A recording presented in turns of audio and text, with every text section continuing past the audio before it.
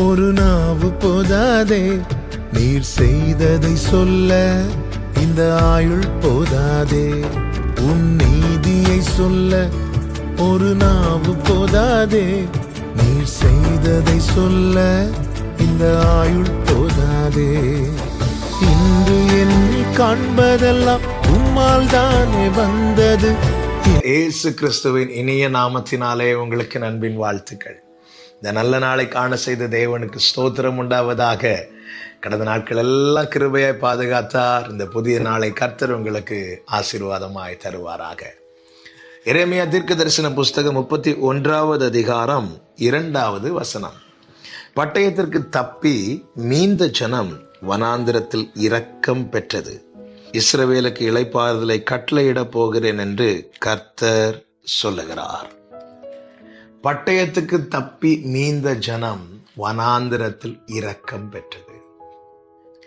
வனாந்திரம் என்றாலே வாழ முடியாத ஒரு நிலை அல்லது வாழ்வதற்கு தகுதி இல்லாத இடம்தான் வனாந்திரம். பல நேரத்துல நமக்குள்ளே எழும்புகிற கேள்வி, ஏன் என் வாழ்க்கையில கர்த்தர் வனாந்திரத்தை அனுமதிக்கிறார்? பிரியமான கர்த்தருடைய பிள்ளைகளே, தேவன் தம்முடைய இரக்கத்தை விளங்க பண்ணுவதற்காக தேவன் சில சூழ்நிலைகளை நம்முடைய வாழ்க்கையில அனுமதிக்கிறார். வனாந்திரத்திலே தேவன் விளங்க பண்ணுகிற அவருடைய இரக்கம் என்ன தெரியுமா? இங்கே சொல்லப்பட்டிருக்கிறது, பட்டயத்துக்கு தப்பி மீந்த ஜனம் வனாந்திரத்தில் இரக்கம் பெற்றது. அப்படி என்றால் வனாந்திரத்திலே தேவன் விளங்க பண்ணுகிற அவருடைய இரக்கம் என்ன தெரியுமா?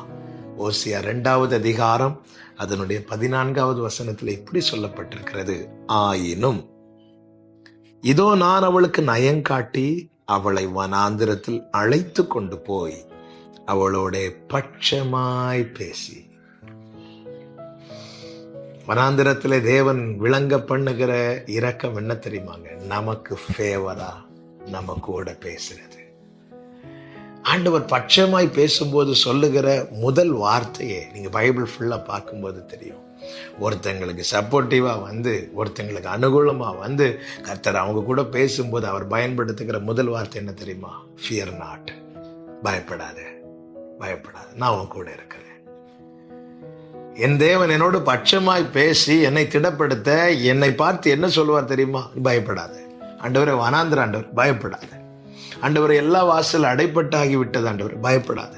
ஆண்டவரே, எனக்கு யாரும் இல்லை ஆண்டவர், பயப்படாத, நான் இருக்கிறேன். அவருடைய வார்த்தை எந்த வனாந்திரமான நிலையானாலும் நம்முடைய வாழ்க்கையை உயிர்ப்பிக்கும், நம்முடைய வாழ்க்கையை மறுபடியும் கட்டும். இழந்த அனைத்து நமக்கு திரும்ப கிடைக்கப்படும். வனாந்திரத்தில் தேவன் பாராட்டுகிற இரக்கம் கர்த்தருடைய வார்த்தையே. பிரியமானவர்களை, சூழ்நிலை எதுவானாலும் தேவனோடு உள்ள உறவை விட்டு விடாதிருங்கள். எந்த நிலையிலும் உங்களோடு பட்சமாய் பேசி உங்களை மீண்டும் கட்டி எழுப்பி உங்கள் வாழ்க்கையை மற்றவர்கள் கண்களுக்கு முன்பாய் சாட்சியாய் நிறுத்த என் தேவன் போதுமானவராய், வல்லவராய், உண்மையுள்ளவராய் இருக்கிறார். பட்சமாய் பேச விரும்புகிறவர்களுக்கு உங்கள் இருதயத்தையும் உங்கள் செவியையும் திறந்து கொடுங்கள். அவருடைய வார்த்தை உங்களுக்குள்ளே பிரவேசிக்கட்டும். இழந்த அனைத்தையும் பெற்றுக்கொண்டு உங்கள் இளவயது நாட்களிலே, அதாவது ரட்சிப்பின் ஆரம்பத்தில் உங்களில் வெளிப்பட்ட அந்த கீத சத்தம், துதியின் சத்தம் மீண்டும் உண்டாகும்படி அவங்க வாழ்க்கை கர்த்தர் கட்டி எழுப்பி ஆசீர்வதிப்பாராக. செபிக்கலாமா? எங்கள் நல்ல தகப்பனே, இரக்கம் உள்ள பிதாவே, எங்களுக்கு நீர் பாராட்டுகிற இரக்கம் எங்களோடு நீர் பேசுகிறதப்பா. இந்த நாளிலும் பேசின கிருபைகளுக்காய் நன்றி. இப்படிப்பட்ட வனாந்திர நிலையில் இருக்கிற ஒவ்வொருவருக்காக செபிக்கிறேன். ஒவ்வொருடைய வாழ்க்கையும் கர்த்தர் கட்டி எழுப்பி மீண்டும் அந்த துதியின் சத்தம், அந்த கீத சத்தம் இவர்கள் வாழ்க்கையில கேட்க பண்ணுவீராக. இயேசுவின் நாமத்தில் பிதாவே, ஆமென்.